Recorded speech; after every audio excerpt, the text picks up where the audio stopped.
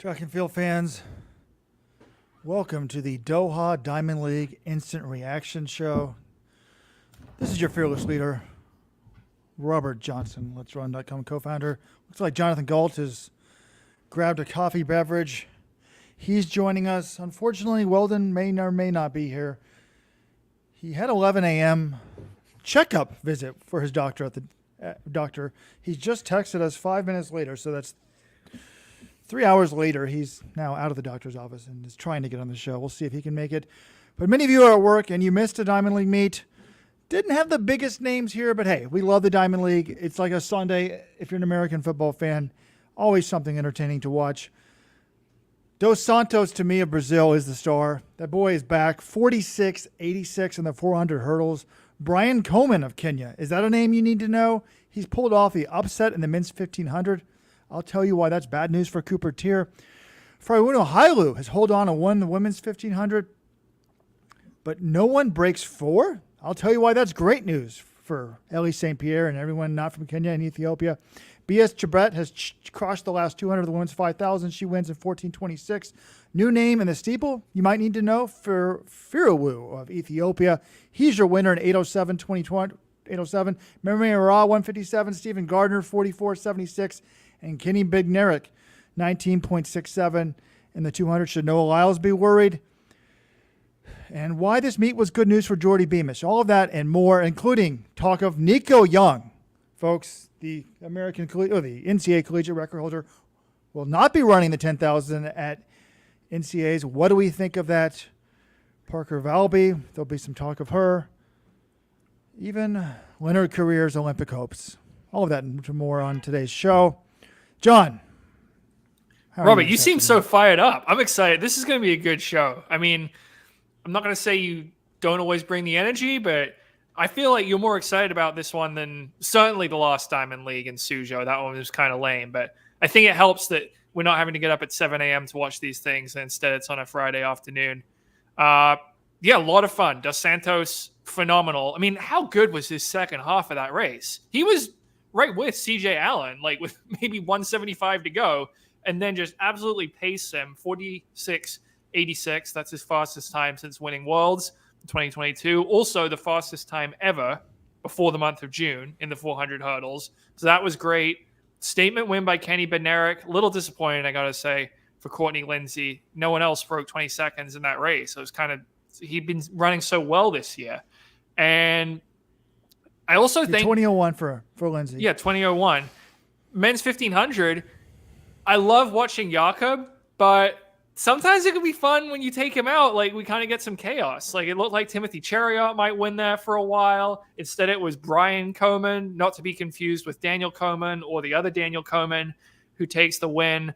It was a fun meet. I enjoyed it. And like you said, we didn't have all the biggest stars in every event, but I don't think we needed it today. We got some big Diamond Leagues coming up as well the next few weeks, Prefontaine Classic in particular, but I enjoyed this meet very much. Good, because you were in a bad mood on the Chinese Diamond League, and I should be hired. Normally I don't believe in being a corporate shill, but I am a corporate shill for the Diamond League. I'm always upbeat, always something to be talking about. Looking at the chats here, Looking Good is saying that Nico Young was never going to run the NCAA 10,000 because he needed to run a qualifier. Well, he could have run the qualifier this weekend at the conference meet easily. There's an altitude conversion, right? So it wouldn't have been hard for him to do. That's why I was just mentioning that. I looked up that we only looked up 10,000. I haven't seen what he's in. See if he's running the 8, the 15. We can do that at the end of the show. But how should we do this? Should we go? Let's start with the distances. But do we want to do 1500s, 800s, order that they happened? Let's start with the men's 1500. What I want to talk about here, I mean, this is kind of a Kenyan Trials preview. We did not have Josh Kerr, obviously. We didn't have Jakob Ingebrigtsen. We didn't have Yared Ngus. It was really, you had all the best Kenyan guys, and then Nava Nordas, the bronze medalist from Worlds last year, Isaac Nader, the Portuguese guy who had a good indoor season, Elliot Giles, 330 man, just running the second race of his year. And it was a Kenyan 1, 2, 3. Brian Coleman, Timothy Chariot, Reynald Chariot in that order. Al kept saying, wow, he totally fell apart. I didn't even realize he was 13th in this race in 335. But, these are kind of the two Chariots and Kipsang, that was the Kenyan team for the World Championships last year. I think they're three of the biggest contenders for the Olympics. And then you've got this new name, Brian Coleman, who I'm trying to find out information about this guy, Robert. He has no results on his World Athletics profile until April of 2023. I'm looking on Tilis Tapaya. They have him running a 1500 in January of 2023, but he's 25 years old. It's not like he's some teenager. He ran 333 last year out of nowhere. And then this year, he's actually been doing very well before this meet. If you look at his previous results, he upset Abel Kipsang at the trials for the All Africa Games. And then he beat him again in the final of the African Games in March. And then the Kip Keino meet in Nairobi on April 20th, he was second in 332.29, a PB just behind Reynold Chariot. So he's the real deal. He's absolutely a contender to make the Olympic team. And if you're on the Kenyan team, if you're the best Kenyan, you're going to be in the medal hunt at Worlds as well. And he showed today he's no fluke, ran 332, beat Timothy Chariot, first Diamond League race of his career and first Diamond League win of his career. So very impressive. He was pumped, Robert. I mean, he was celebrating. He was sticking his tongue out the finish line. It was funny. He's a bit of a character, it looks like, as well. I love the passion, the excitement, the lack of teeth.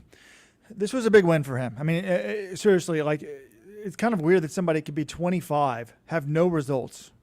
Like, you think he would have been spotted if he had a lot of talent in Kenya at an earlier age. But yeah, this to me is no fluke. When you run 331 low at altitude, how much does altitude affect you, John Kellogg?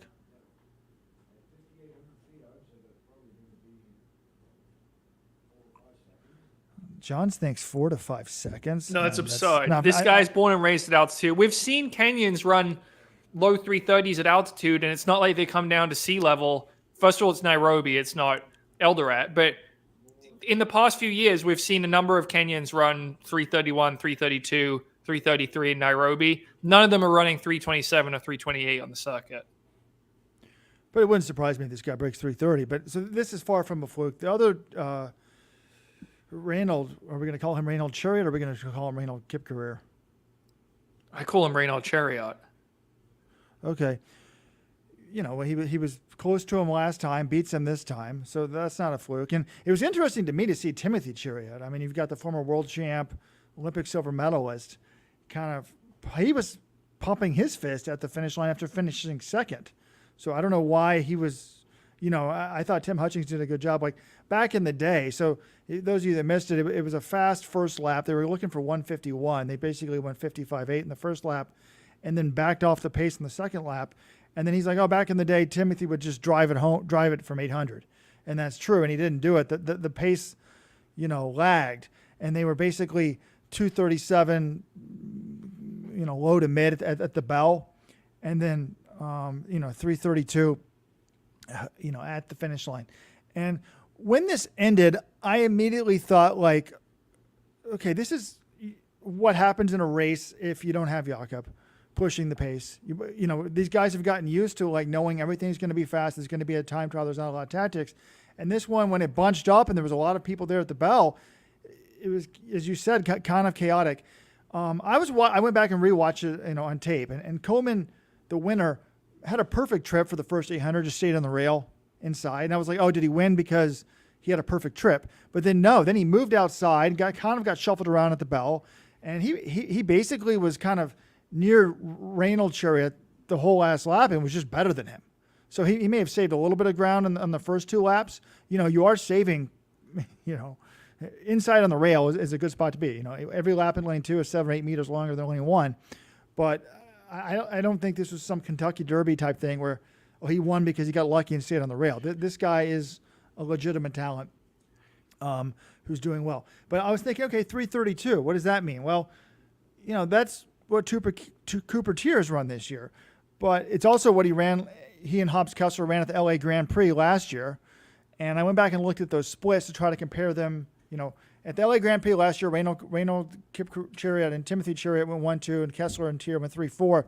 And in that race, Kessler and Tier were 236 at the bell and then 332, whereas this guy was 237 at the bell and then 332 low. So he's closing basically, I think a second and a half faster than what Tier did last year. Tier may be a little bit better, but I think if an American fan sees this time and thinks, oh, it's 3:32, you got to remember Cooper Tier's running 3:32 this year in perfect conditions, time trial type situation at UVA, whereas this is sort of a chaotic 3:32, which to me would be a 3:30 or 3:29 on in a time trial type situation. Yeah, he definitely ran extra distance on that final turn, and Reynald Chariot did not have a smooth ride either. He's the guy I thought was going to win this, and he was just boxed in with about 300 to go. I think he spent a lot of energy fighting to get out of that box and on the back straight, and at that point, he just had too much work to do to catch up to Timothy Chariot and Coleman, who had kind of gone clear a little bit. But Chariot, they were talking about the wind on the broadcast, but I think Chariot being in the lead for so much of this helped him just because he wasn't wasting energy making moves. He was just able to sort of stay in front. And I feel like Reynald Chariot had the opportunity to take the lead with 600 to go, and he probably should have taken it at that point. That's probably a regret of his. But yeah, a decent run for all of them, but I don't think Jakob Ingebrigtsen or Josh Kerr is going to be watching this and say, oh my God, these guys, new person I got to deal with. Like, it was fine, but I don't see them. I mean, what are you making that face for, Robert? Oh, of course. Those guys are at a whole other level from these. But we do need to talk about Abel Kipsang, I think, for a moment here.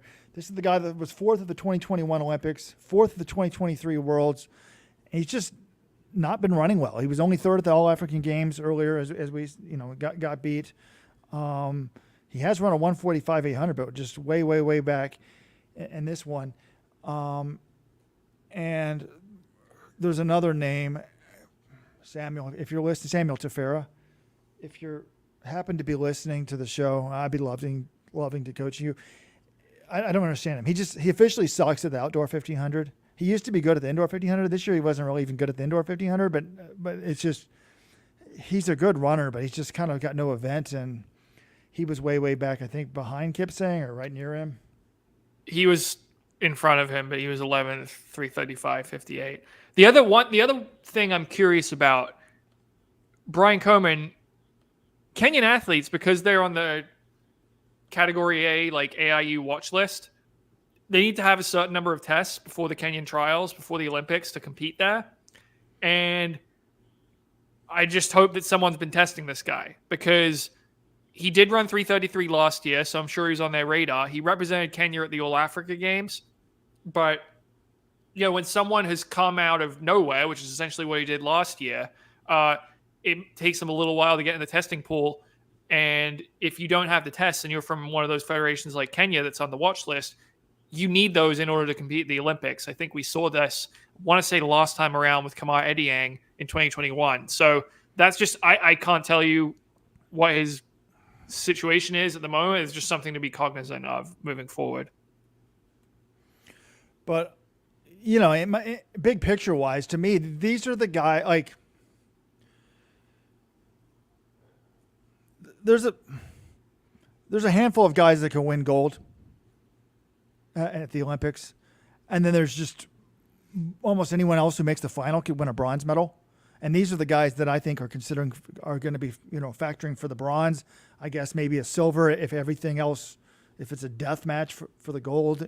When you run for golds, ask, the ghost of Steve Prefontaine about this. Sometimes you don't end up with a medal. But Ingebrigtsen, we got to see his health, but assuming he's on his game, Josh Kerr, I mean, they're basically perfection in the 1500 year. Nagus is a 3:43 miler. And then, after that, you've got a lot of guys that, on their good day that they can be close to those guys. But, Jake Whiteman was also a former world champ. But, on a bad day, these guys lose to Jordy Beamish in a 1500. God, I would have loved to see Jordy Beamish in this race today, by the way. But I was paying a lot of attention to Nordas. He surprised everybody by getting the bronze last year at Worlds. And he was only sixth here, 3:33.87. He was moving up a little bit at the end. I mean, it's not a terrible result. He's right behind Elliot Giles, who's, a 3:30 guy, right? So, but he he was running like next to last, which is fine. First 800, stay out of trouble, particularly if it's a time trial. You're running the least amount of ground and then move up between 8 and 1,000. But I don't know. I just, it wasn't a super impressive run by him by any stretch of the imagination. It wasn't, but, I look at what he did last year. He just kind of opened up. He didn't open up slow. He ran 335 in his season opener, but he would just keep getting faster every meet, right? If you look last year, his progression, he goes 335 in Karlsruhe, 334 in Ordegem a week later, 2 weeks after that, 332 in France, and then 5 days after that, 329 in Oslo. I'm not saying he's going to repeat that, but he opened up outdoors on April 30th in Huelva, 334.11. Granted, he won that race. This race, he was only 6th. He runs 333.87 in this one. So, I'm willing to cut him some slack given what he did last year, but I did think he'd be a little further up in this race. Noah in the chats is saying, John, that he thinks that Komen was ineligible for Worlds last year, but he should be okay this year because he's got a legitimate agent in Maki from Ethiopia. You made a good point. I mean, look, it's May 10th, basically just under 3 months out from the Olympic final, right? So I'm not sure exactly what day that is, but I'm pretty close to booking my plane ticket for Paris. I know the 1500's in the first half, so it's probably like August 4th or something like that. Yeah. Well, and the other thing for Nordas, he knows he's on the Norwegian team. You've got guys like, the Kenyans or the Americans, they need to be ready to go for the trials, which is a month from now. Nordas, he's going to be on the team with Jakob. So he can kind of plan things on a little bit longer timeline. Bad Clams has a great stat. Of the 13 men in this 1500, only 2 have PRs, slower than Cooper Tier. But the good news is one of them is the winner. So you just want to, in the 1500, you want to be coming into form when it matters most. All right, let's go to the women's 1500. I'm kind of surprised we spent that long on that men's race since it wasn't that amazing. It didn't have any of the big stars in it, but it was fun. I like it's just a little less predictable when Jakob's not in there. Women's 1500 was a weird one because we had Ferwani Hailu, who was the world indoor champion. She breaks away early, and I'm thinking, okay, she's just going to win this thing in a blowout. And even with like 200 to go, it looked that way. And then suddenly she just ties up. Her last lap was a 65, which I guess, isn't super slow, but you usually think they're going to be, that's like what you would think for a middle lap. That's not the final lap of a winning Diamond League race, 65.87. Well, usually you're going to get run down. So yeah, I mean, the splits on the Diamond League website, so I assume it's the first lap and then it's all the other laps from the finish line, but they have 61.8, 63.48, 65.2, 65.8. I mean, you run 2:10 in your final 800 of a Diamond League, there's no way in hell you expect to win it. But basically, she was out, and they said the timing lights were, 354 pace, and she was on that for, halfway. And then it was kind of interesting on the backstretch of the lap for us watching on TV that they weren't even showing her. They were going side by side with the second, third, and fourth place finishers. And then you heard the announcer talking about she started to tie up. I'm like, let me see it. And crazy race. I mean, she did hold on. Much deserved victory, but it was like taking me back to the era of Morgan Usini when people were winning Diamond Leagues and over 4 flat when they go out hard. Crazy. Yeah. Jessica Hull almost got her. 4 flat 84 for Hull, 4 flat 42 for Hailu, the world indoor champion. I don't have all that much else to say about this, honestly. I think maybe if you're the chase pack and you run a little bit more aggressively, because Jessica Hull can definitely run in 4 minutes. Maybe if they're a little bit more aggressive, that gap isn't quite as big on the last lap and isn't, they're able to run her down. But it was a little windy, so maybe that worked against them. But yeah, I'm impressed Hailu ran on. But I feel like sometimes there's this pressure. You set it to 354. It's like, well, is she ready to run 354? Or how do we arrive at that number? Because she clearly wasn't ready to run 354 tonight, and she tried to. Like, what? It's not a big deal if we set it to 356.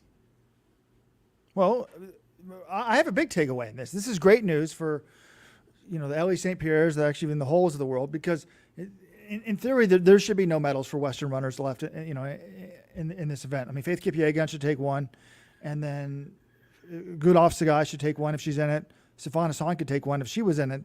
But you don't know about Sagai and Hassan if they're even going to be in this event. And then we had all those Ethiopian women, most of them very young, and they've run fast, but they're just not consistent. I mean, in this race alone, we had Hailu. You say, where does 354 come from? Well, she ran 355 indoors, so you would think, 354 is not a crazy time. You've got Masele, who's run 357 flat indoors. You've got Teji, who ran 357 indoors. And Teji didn't end up running tonight, though. Oh, wait, she dropped out. So, yeah, like, that they are inconsistent. Well, Teji, like, at the end of last season, she was looking like she was the heir apparent to Kipyegon. She gets the silver at Worlds, looked amazing, beat Kipyegon at the World Road Running Championships, and then, I don't know, I mean, maybe something was wrong with her, but, for Wayne Hailu, I didn't think she'd be winning this race. Remember, Ethiopia went 1, 2, 3, 4, 5 in that Diamond League opener in Xiamen. Hailu was the 5th Ethiopian in that race in 358. Yet she's the one who wins it today. Enticing Man on YouTube says they're after Diamond League indoor tour money more than Olympic medals, it seems. I don't think that's necessarily the case, but I do think that what you're saying, the term white privilege bothers me. Look, O.J. Simpson was privileged. It's because it's money. If you have money, you're privileged in this world, in this day and age. I'm not saying racism doesn't exist, but it's on the list of things to be worried about. It's way down there. Political ran over. But I do think these Ethiopians, we think they're going to have a trials race for the 1500, right, John? That's what we believe they're going to have? I don't know, honestly. But we should ask our friend who knows. Because if they're not having a trials race and they're just chasing times, it's a terrible way to do it. But they don't have the luxury of having a huge contract. And Ellie St. Pierre, of New Balance is making very high, a ton of money. And she can just train and peak for the U.S. Olympic trials and then peak for the Olympics. And she doesn't need to try to pick up money, $10,000 if you got a $250,000 shoe deal.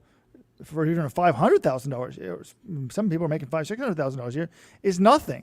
But if you're an Ethiopian and you're making $40,000 a year, change your families, in the short term. Like if I was one of these agents and I really thought someone had the potential to go big, I would maybe lend them money and say, oh, let's just don't worry about this. You become a star, you're going to make so much money in the future, it's not going to matter. But yeah, I'm stunned by now the weather was a factor. They were saying, I looked up during the men's 1500, it was 83 degrees. The wind was 12, according to Apple Weather, gusting to 23. And they said that it had died down. So I don't know what it was at this point in the race. So, windy conditions, but still crazy slow times. Okay, Robert, before we move on from these events, we've got a poster here, Nick Anderson, noting that the pre-Frontier Classic, the Bauman Mile field, full entries just dropped. And I've looked through this. This is going to be one of the most anticipated regular season miles of the last decade, I would say. This is the list, Robert. Jordy Beamish, Matthew Centrowitz, Reynold Chariot, Mario Garcia Roma, Lemaitre Germa, Neil Gorley, Ollie Hoare, Cole Hawker, Jakob Ingebrigtsen, Josh Kerr, Hobbs Kessler, Abel Kipsang, Cam Myers, Yared Naguse, and Jake Whiteman. I mean, there were 5 names on there. We already knew that we got Naguse versus Kerr versus Ingebrigtsen. And if those 3 were racing by themselves, I would have been sign me up. That's the race of the meet. But then you're throwing in, you got the world indoor champion, Jordy Beamish. You've got Centro at 34, trying to make one last Olympic team. Hawker and Kessler are in there, top Americans. Lemaitre Germa, steeple world record holder. Jake Whiteman. This is the first Whiteman versus Jakob matchup since they ran at Worlds against each other in 2022. And then Cam Myers, the 17-year-old Aussie as well. I don't even know where to look, but I'm so excited. I can't wait for this race. So, sorry, I was disconnecting I realized I was on my Australian VPN. By the way, if you need to use the VPN that we do, go to nordvpn.com/letsrun. nordvpn.com/letsrun. So it sounds like everybody's is on the chat right now, John, who's in there? It's everyone in the chat, yeah. But though notably no Coupetier, Nike-sponsored athlete, Oregon alum, he's not in the race. Well, he can't get in there. He's probably not good enough to get in there, to be honest. So, I guess which of those names shock us that they got in? I mean, it's great. Ollie Hoare, Kessler Kerr. Oh, Centro's in there. I mean, looking at that, it's surprising to me that Whiteman's in there because he's not a Nike athlete. He doesn't have to come to this race, so that's amazing. He probably wants to see how he's stacking up against these guys right now. Beamish, I mean, this is a guy who has not historically done the time trials. He's also not a Nike athlete. I wanted him to run a fast 1500. Man, this is amazing. Myers and Garma too. It looks like there's no Niels Loros. Who does he run for? He's Nike. I'm kind of surprised he's not in there. I'd love to see Niels. And he hasn't really raced outdoors, has he, John? I'm starting to get a little bit worried here. I know he's been at training camp for a little bit, but yeah, I haven't seen any results from him recently either.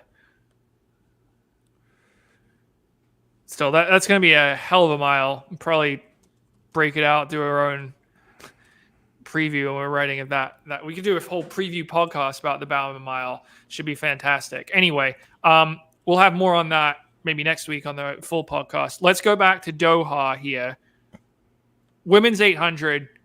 I enjoyed this tremendously. It reminded me of how much I enjoy watching Mary Moraa race. On Twitter, I compared it to someone who's in the highway just slamming on the gas and brakes alternately when you're in the fast lane.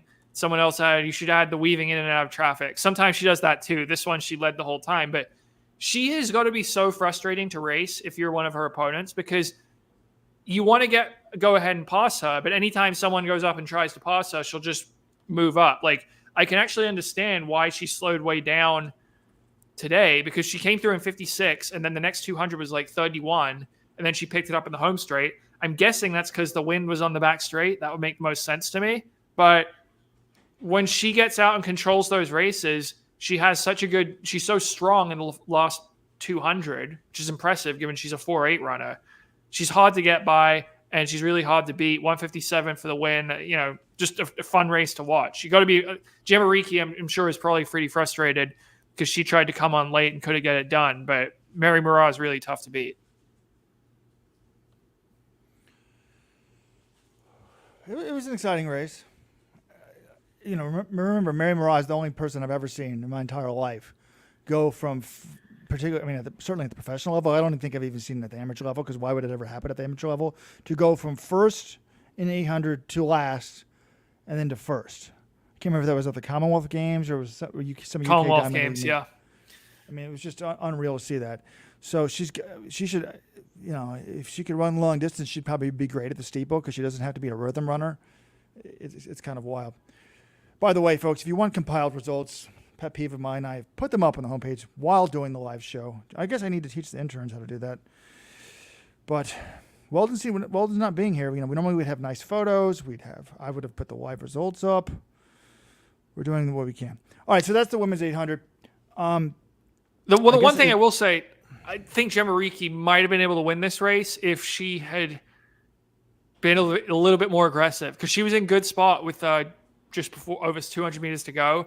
And she just let two women go by her and she lost her position. And I think at that point, you've just got to move out to Moraa's shoulder a little bit and defend that position and then take a clean run at her coming into the home straight. Instead, she had to just ended up going wide and Moraa had a little bit of a gap. So I think Bednaretk is pretty fit, but there was a missed opportunity here that she didn't get the win. And maybe she wouldn't have beaten Moraa anyway. Moraa's tough, but I think if she was going to win, that's probably what she could have done. Has she ever beaten Mary Moraa? Probably not. But one last thing about this pre-classic mile, like Tier not being in there. John, does he doesn't have the 5,000 standard, but does he have the world ranking to get in on the 5,000? He may be trying to knock that out somewhere. Oh, he is. He's running the 5K in LA on Friday, a week from today, to get the standard. So I wonder if they'll have sometimes they have the international mile parade the night before. But oh my God, I'm just thinking, it's a sort of processing delayed reaction here. But that Centro's chance to run the 350-40. Just get in the back. Oh, it'll be that the standard's going to be there for him. He needs to do it. That's going to be his chance. So actually, if I'm Centro, honestly, I'm not even worried about winning. I'm just hanging back, let them tow you along and knock out the time. Centro, what year was Alan Webb's 353 in high school, John? 2001. Centro, go back in time 23 years and watch that race. This will remind me. I remember where I was when I watched that race. I was visiting my parents. We were all in New York City for some trip, and the hotel didn't have whatever channel the meet was on. So we went into a bar like down the street, and I had my watch, and I could see Webb in the back. He was like muted. I was just timing him, and he was like running like 59s, and he just hit that last lap, and I was like, holy crap, 353. And I'm going to have a separate watch for Centro. I'm going to be going, shoot. They'll be talking about the win, and I'll be like watching Centro the whole race. You're not going to care about Kerr versus Ingebrigtsen, the rematch. We finally get it, and you're like, what's Centro run? Oh, okay. All right, yeah. I'll have both. It'll be the race within the race. Yeah, no, it's going to be a ton of fun. I'm really glad I get to go out there and watch that one in person. All right. John, I've just signed up to be a virtual mixed member of the media for pre. I forgotten I hadn't been doing my virtual mix zone. Remember last year, probably the best question asked of anyone at the entire Diamond League mixed zones was me asking Jakob a question in Europe from my nice computer here in Baltimore, Maryland. I am the pacemaker. That was a product of Robert's question in the Silesia meet. All right, women's 5K. I don't think there's all that much to discuss here. Beatrice Gibet is one of the best runners in the world. The only people who really have a shot at beating her, Sifan Hassan, Gudaf Sagai, and Faith Kipyegon. None of them were in this race. Instead, it was Ejgai Ute, who's very good, but not at that level. Chibet just sat on her, blasted 60-second last lap, got the win in 14:26. Not sure if there's anything else to discuss here, Robert.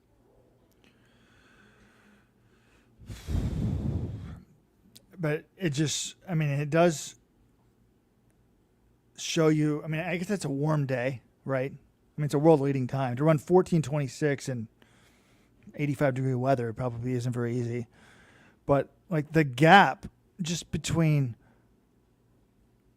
I guess it's the same way when I'm coaching. Like a 13:45 guy is vastly better than a 14 flat guy, and a 14 flat guy is a lot better than a 14. So she's 14:05. Second place is a 14:20 woman, and her third place, Medina Isa, is 14:16, and she blasts them by 3 seconds, 2.5 seconds, and then 7 seconds, all in the last lap, pretty much. Yeah, it shows you. Shows you how good the very best women are right now. Because Beatrice Chibet, who's never won a world title in the track, she's up against Taye. Taye was a medalist in the 10K last year, has run 14:12 for 5,000, and just got absolutely crushed over the final 200. Like the gap between these two, between the very best women and the next tier, is sizable. So Kenya wins, but then Ethiopia goes 2, 3, 4, 5, 6, 7, 8. But there was a Japanese woman, John, my girl, Nozoma Tanaka. We talk about the Ethiopians running for money. Tanaka doesn't run for money. I assume she's got a comfortable contract in Japan. I would love to know what motivates her. This woman runs every event, 3 or 4 events sometimes, all over the world. World indoors, world cross. World Road Running Championships. She runs for the love of the game, Robert. But I would love to know the mind. Like, what are you hoping to accomplish? She did not run well. She's got a 14:29 PB. She only ran 15:11. Like if I knew I wasn't in great shape, I would just stay home in Japan. So I would love to know what motivates her, to race all the time. Maybe that's a Let's Run story. Nozomi Tanaka, the world traveler. Okay, men's steeple. This is the last event of the day. Samuel Fairouz of Ethiopia got the win, 8:07, outkicking Abraham Kibawat, who was looking around like Edward Cheserek at the end of a race there. 8:07.25 to 8:07.38. Fun home straight battle. Kibawat was the bronze medalist at Worlds last year. Fairouz has been pretty good. He didn't run at Worlds last year. I'm not quite sure why, but he came on strong at the end of the 2023 season. He was the runner-up in Xiamen. He was the runner-up at the Diamond League final in Eugene. So he's certainly going to be, a contender. I think El Bakali and Gurma, there's a gap to everyone else, but Fairouz is, right at the front of that line for everyone else. Well, who was the young Kenyan last year? I haven't seen him this year. Oh, Simon Koech. I don't think he's raced yet, or Yeah. he wasn't in this race. But my take on this, I mean, Farrell turned 20. He's the 2022. If you don't know, familiar with his past, 2022 World Junior silver medalist. But he turned 20 1 week ago, May 3rd. This to me is like great news for Jordy Beamish because Farrell, he ran Millrose this year. He ran the 2 mile against Beamish and Honker and those guys, and he ran 8:15. He's 8th. So I don't think that he's miles above Beamish and these other guys. In fact, they were better than him indoors. So if I'm seeing this guy win the Diamond League, the opening steeple, I'm pretty pumped. Now the problem is there's pretty much 2 medals in complete lockdown. So you're hoping, to get one more. Why are you pumped about this though? Jordy Beamish, Robert, what do you think his personal best is in the steeplechase? What do you mean pumped?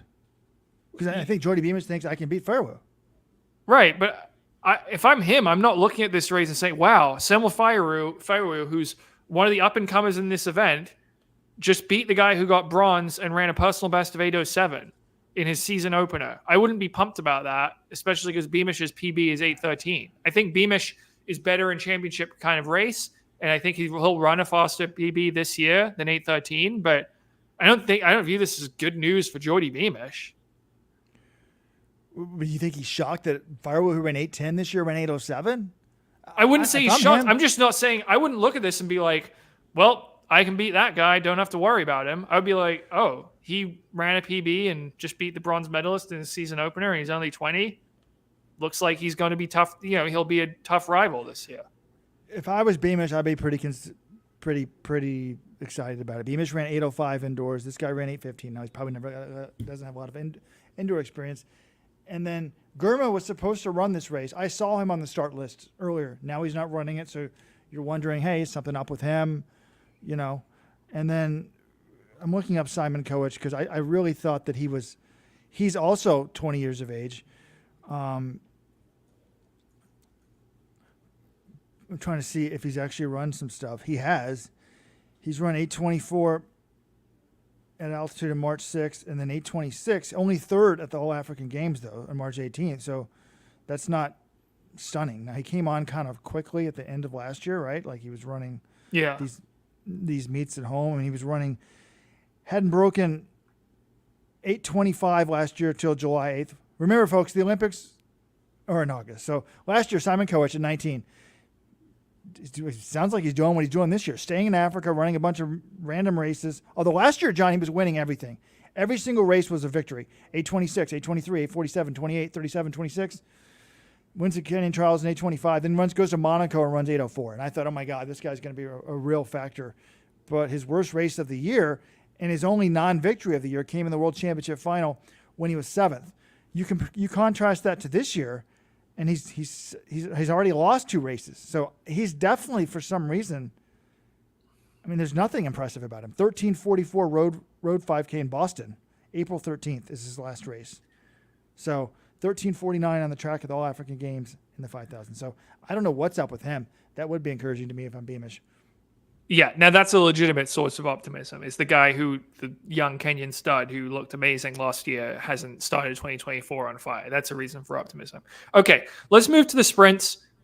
I would say the 2 best races were in the men's sprints today, the men's 200 and the men's 400 hurdles.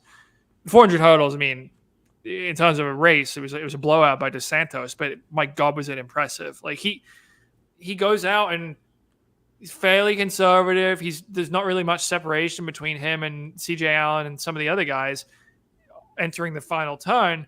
And then Dos Santos just opens up this gap and totally blows it open. Looks absolutely fantastic. 46.86. Fastest time ever before the month of June. His fastest time since tearing his meniscus last year. And I kind of view 2024 for Dos Santos as the same way I viewed 2023 for Warholm. Both those guys had been injured the year before. They ran Worlds, but they won 100%. Then they come back and look to be in great form. And Dos Santos, this is faster than he's ever gone this early in the season. So I'm thinking he's still young. He's the youngest of the big 3. He's only what? He's got to be 20. I think he's 23 or 24. Very exciting sign, especially given how Rai Benjamin ended last year, beating Warholm at the Diamond League final. This event looks like it's going to be fantastic again in 2024. Well, it's an amazing event, and I think he's the Djokovic of this event. Like, we were thinking we could never see anything better than these other guys, but he's the third fastest, but he's the youngest. He was born in June 3rd, 2000, so he's 23 still. And those other guys are 3 and 4 years older than him. I think he's, wow, God, am I going to really write off Warholm? I love Santos. He's an amazing interview. He's really fun to talk to. So I check the tapes. I think in the past I said I thought he might be the best. I still think that. I mean, I think they're all good personalities. They're all outstanding athletes. They just happen to be overlapping at the same time. So remember, we had a super hyped 2021 Olympic final that delivered to the hype. Arguably the greatest race of all time in any event. And I think we're building towards something like that. Again, we haven't seen Benjamin and Warholm open up this year, but it's not like they're old. Warholm's 28. I think Benjamin is a year younger. So we've got one more great race in it. And, now basically this was Dos Santos saying, hey, here's my opening serve. Ball's in your court. What do you guys got? And I'm sure Warholm and Benjamin are going to come up with something big when they race the hurdles for the first time too.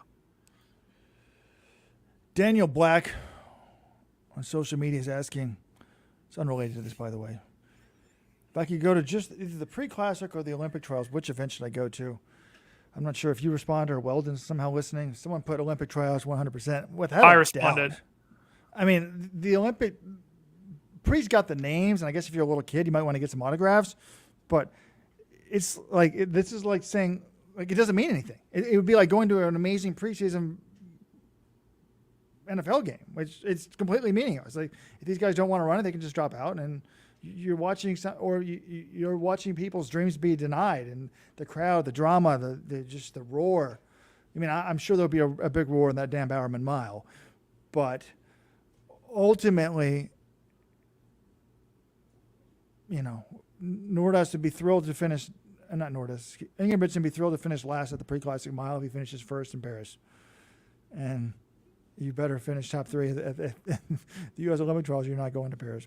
I don't think Jakob Ingebrigtsen would be thrilled to finish last in any race ever, Robert. I think it's not really a good analogy. But, yeah, there's more at stake at the Olympic trials. It's also fun. It's just like a party with all the American track fans show up. It feels like a carnival, a celebration of the sport in the United States. So it's a lot of fun.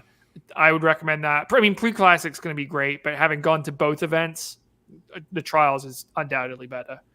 Okay, let's go to the 200. Again, I thought this was what I had circled as the race of the meet. Courtney Lindsay's been in great form this year. Kenny Bednarek's also been running well. I wanted to see who was going to come out on top of them because most likely only one of them is going to make the Olympic team this year. I don't think either of them are beating Noah Lyles. Maybe Knighton. Knighton obviously was the silver medalist at Worlds last year, so I'd have him the inside track, but I don't view him as a total lock on the team, just because of how competitive this event is. Bednaretk came into the race, and he was on the outside. He was in lane 7. Lindsay's in lane 6, so he knows he's got to get out hard, and he does. He got the best. He ran the best turn, had the lead, and then no contest in the home straight, 19.67. Really great run for him. Personal best. It was 100th faster than what he ran to get the silver in Tokyo in 2021. And afterwards, he was saying, he's healthy. He said he'd been battling injuries the last couple of years. He said he was battling injuries in 2022 when he got silver at Worlds. And last year, he made the team. He was only 5th at the World Championships, but he had a hamstring issue. He said he was dealing with some overtraining. Now he thinks everything is kosher, and it showed. 1967 on May 10th. That's a fantastic run. And if he can keep him, like, it might not be enough to win the U.S. trials or even make the U.S. team. Who knows? But it's a very, very strong performance and a dominating win over Lindsay, who, frankly, maybe it was because he's been racing a bunch recently. It's his first year on the pro circuit, his first Diamond League in the 200. Little disappointing for him, but a great run for Bednaretk. Yeah, because Lindsay had run 1988 in Gainesville, April 12th. Then 1971 into a headwind. Admittedly, it was in Nairobi, so I think the altitude helps you more than the headwind hurts you. But not to break 20, it was kind of surprising here with the tailwind. So, that's going to be a hell of a team to make. I was looking up Arian Knighton. It's a little bit. I mean, he did run. The only race he's run outdoor this year was he ran the. I think it was 4 relays, but he was on a relay team, 2 relay teams, 4x1 and 4x4, March 30th. So maybe is he trying to get the peak right and just really confident and realizing, hey, we still got 3 months? I think that's fine. You don't need to over race. But I do get nervous, like if they don't race in the next month, I'm like, okay, they're injured. So we shall see. We shall see. Yeah. I'm excited to see what happens when we get all these guys. I mean, definitely they're going to be in the trials, but I want to see what Lyles does in his first 200. He hasn't run a 200 yet this year, has he? I think he's only been doing hundreds, but Kenny Bednaretk, and you know what? Shout out to Kenny Bednarek's mom. He was saying happy birthday on the broadcast. Happy birthday, Kenny Bednarek's mom. So. All right, Robert, those are the main events we want to get to. I mean, we did have some other ones in there. There's a close women's 100. Daryl Nader edges out the American Tamari Davis, 1098 to 1099. Plus 2.0 win, perfect conditions for sprinting. You would think in a Diamond League they might go a little faster than that, but Daryl Nader's been having a pretty good season. She won 200 earlier this year. Men's 400, Stephen Gardner, his, quote-unquote win streak. He was clearly the best guy in this field. Wasn't super fast. I think they were saying the wind really did affect them. He was the only guy who broke 45 seconds. He wins it in 44.76. So he continues. He hasn't lost a race in the 400 since 2017 that he's finished, but he does have 4 DNFs during that span. So, and then the women's 100 hurdles, not Majinga, but not Majinga Kambunji, but Ditaji Kambunji, 12:49. She gets the win. This was not the stacked women's 100 hurdles field we're used to seeing. It wasn't an amazing field today. So any final takeaways from those events or from the meet as a whole? It seemed like the whole meet I was comparing analyzing what these results meant for people who run at this meet. I did think Nita winning the 100 was kind of good for Sha'Carri because this is the woman that beat Sha'Carri in one of the Diamond Leagues in China. So I was like, okay, 10.98. Put Sha'Carri a little bit behind that. It's not terrible. But no, that's it. All right, Doha Diamond League, done. Let's talk college track. As a former college track coach, while you've been the last 5 minutes, I've been analyzing the Big Sky entries. John, do you already know the answers to these questions? If not, I'd like to have you guess what Nico Young is running at the Big Sky Championships. 15-5. Incorrect. He is running the 1,500, 800, and 5,000 meters. What? Well, I assume he's entered in the first 2, that's what he wants to do. So it'll be fun to see here how he stacks up against Colin Solomon. He's also in the 1,500 and the 800. I'm going to give the edge certainly to Solomon in the 8. But in the 1,500, Young beat Solomon last week, but that was a rabbited race. In a shorter race, I'm going to give the edge to Solomon. So that'll be fun just to see them match up. And then I'm assuming he's entering the 5,000 because, in case the meet's on the line or see how he's feeling, you can always just scratch that event at the end. Now, but Robert, have you seen what the track looks like for this meet? It's in Bozeman, Montana. You didn't see any of the pictures? No. They had a significant amount of snow on the ground that they had to clear for I think the meet, it's 4 days. How is the Big Sky meet 4 days long? College conference meet shouldn't be that long. But anyway, they had to clear the track for some of the sprint stuff. And then the water pit was legitimately frozen. Like there was just ice all in there. I'm like, they're gonna have to bring like some sort of heater or something to figure it out. I think the temperatures have gone up a little bit since then, but I was looking at the photos were phenomenal for a conference championship in May. Supporters Club members, they get to watch this show a lot. I mean, as a podcast on demand. If you'd like to get the show on demand, join the Supporters Club today. Let'sRun.com/subscribe. We'll link to those photos, hopefully, in the show notes. But this is fake news, John. A beautiful day in Bozeman, Montana. Amazing day, actually. The high today is 66. The low is 39, so there's no ice when you see that. Now it is. It wasn't 2 days ago when the meet started.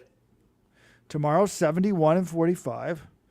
And Sunday will be 73 and 47. I think the meet actually, though, is... Oh, wait. You're right. This meet started on Wednesday. It's really... It's because coaches don't want to be gone on Saturday and Sunday, so they make the kids just miss a lot of classes. But you all right. I'm making a ruling.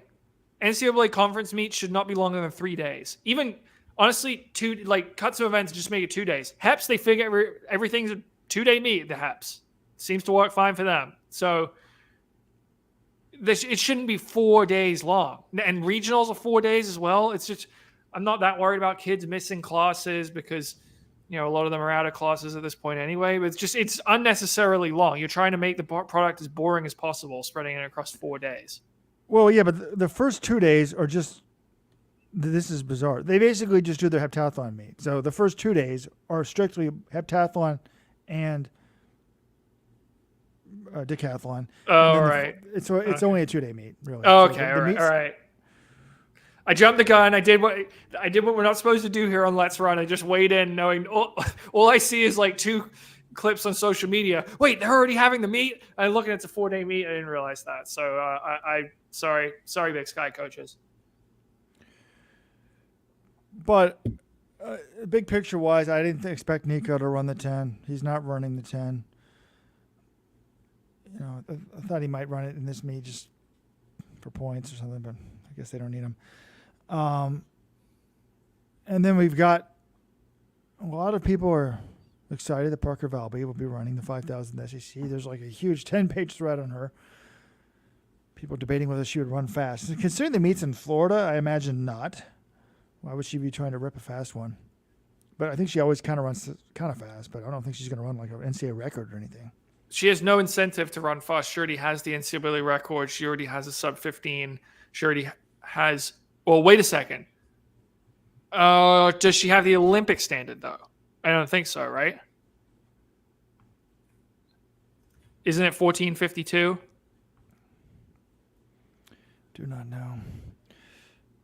I think her PB is 14:52.79, and the Olympic standard in the 5,000 is... I thought it was 14:52 flat, but let me look that up. Yeah, it is 14:52 flat. So I guess maybe my thought was if she would maybe enter the 10K just as a precaution, and if it's good conditions in Gainesville, maybe you can go for it. But I'm looking right now; it's like in the 80s. It's probably all week. I mean, it's Florida, so probably not going to be a great opportunity to run a fast 10K. My guess is, unless she really thinks she can get the Olympics. I mean, maybe her way of racing is she kind of just goes all out a lot of the time. So maybe they do try to get her a fast time, but I wouldn't predict a personal best, but this is the woman who soloed an NCAA record in the NCAA 5K final. So you never know with her.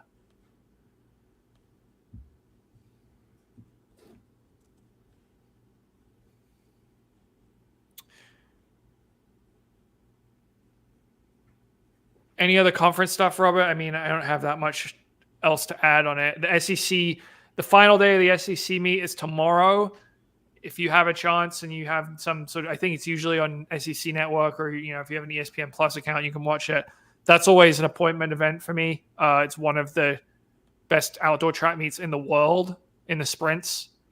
So that one I definitely want to pay attention to, see how it goes. All the other meets, I guess I'll just sort of be following as the results trickle in. The final Pac-12 championships ever are in Boulder, Colorado. So that's some nostalgia coming out there.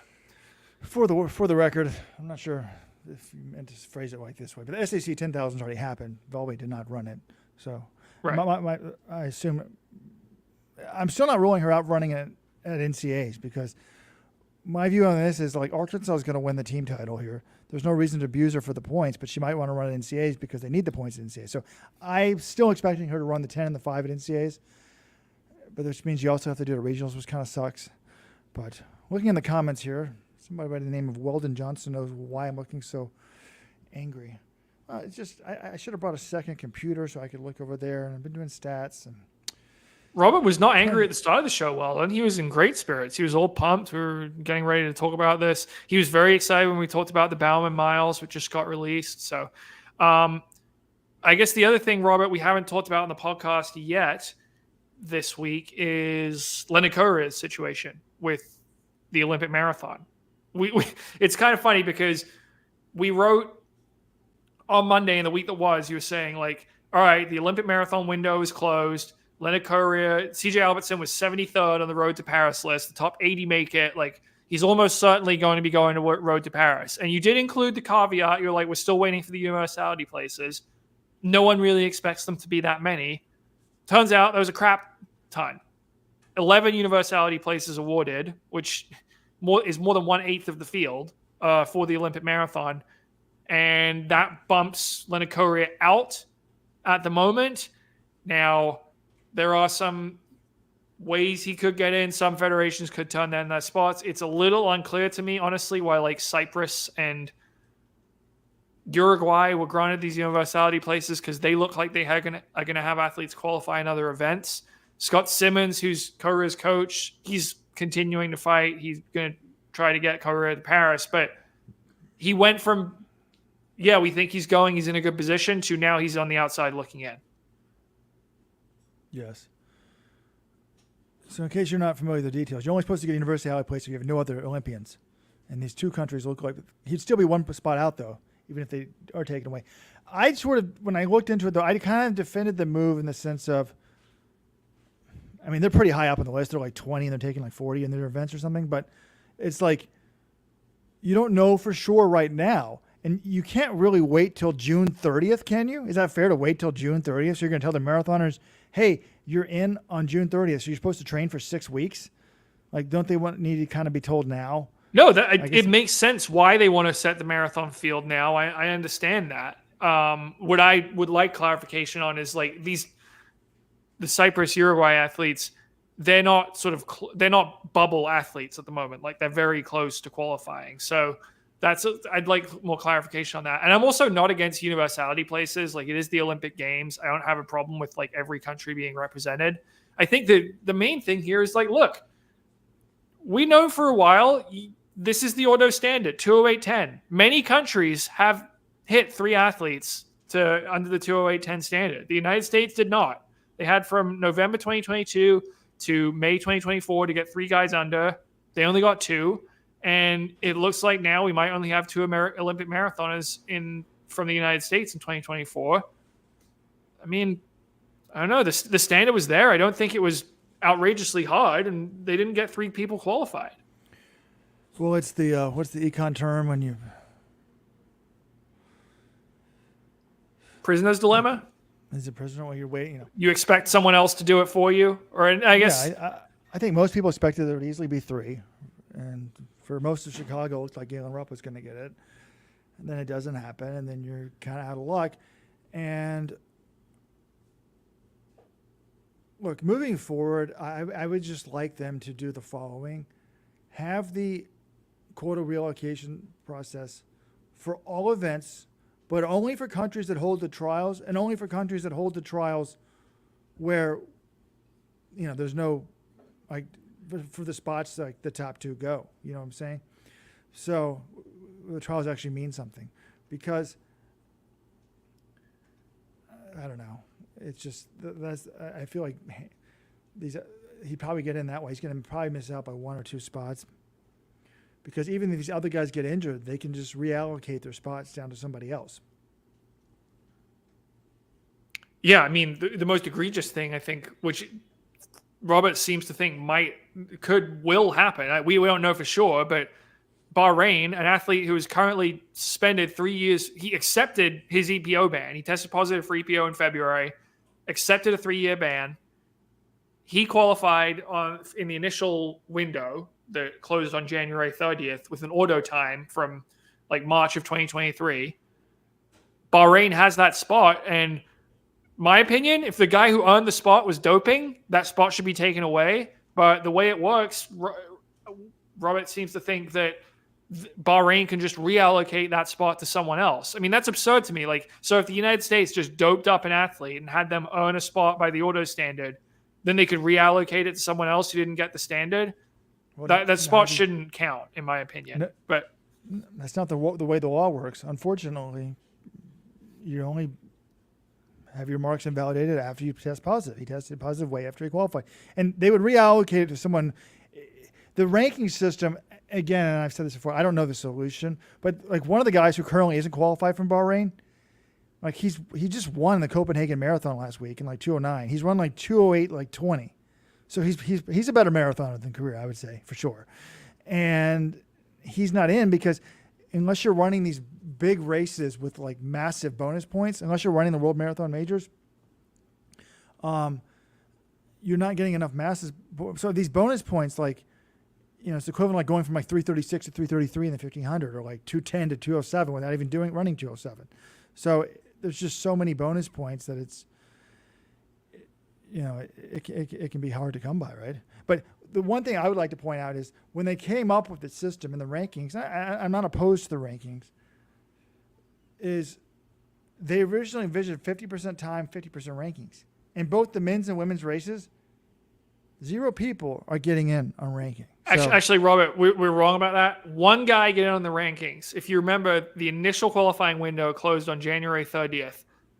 The last guy in from Lesotho, he qualified on points, though he subsequently ran the Olympic standard after that. But he's the only guy who qualified on ranking. No one. The women's field is going to be way over 80 athletes, and they had no one get in on ranking. The men are going to have 1.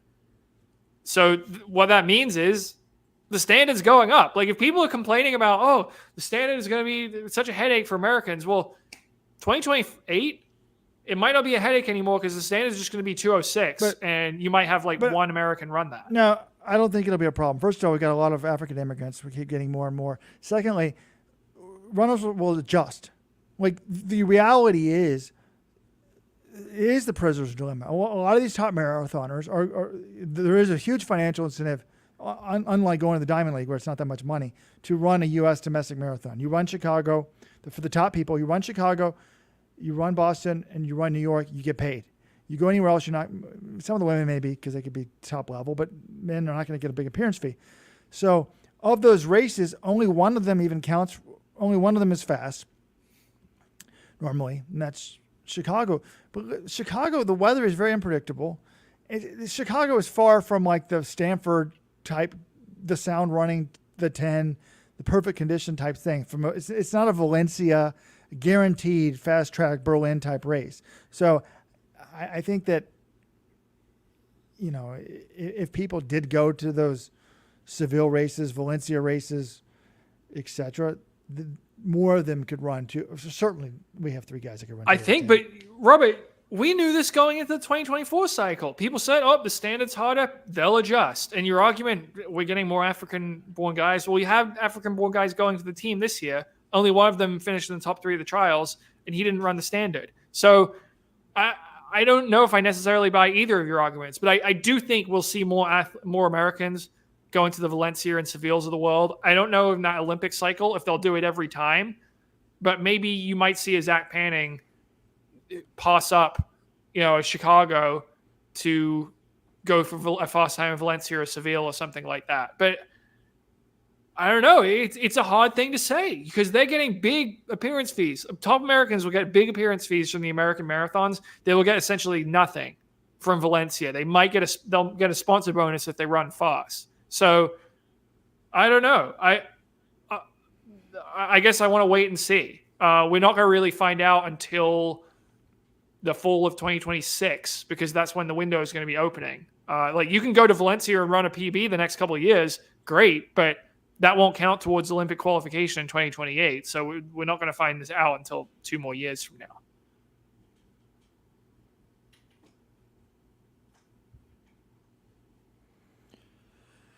Well, I hope they keep the Olympic marathon field large in the years to come. I mean, it's already so narrow in the 10,000 with only 27 entrants that it's a little bit tough on the distance runners.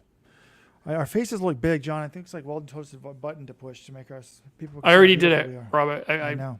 Click the button. So I'm saying to fans. All right, anyone in the comments have anything to say? Because I think we're going to sign off. I just realized I forgot to pick my son up at school. Just kidding. My wife said she'd do it today so I could do the podcast. I love you, honey. Okay, well, thanks to all our live listeners for tuning in and for your comments as always. Doha Diamond League is a great one. I like a Friday afternoon Diamond League. It's just a nice way to kick off the weekend. And yeah, we're going to have some more. I mean, the Diamond League schedule, we've got a bunch of them coming up in the next few days. So I'm sure we'll be going live after a few of them. Yeah, the next one up, I guess the next one's not until Rabat on May 19th. But then you've got Prefontaine, May 25th, Bislett Games in Oslo, May 30th, and Stockholm on June 2nd. And then that's it until we get the break for the trials and national championships. So, bunch of Diamond Leagues to discuss coming up. Oh, I don't know if I have my...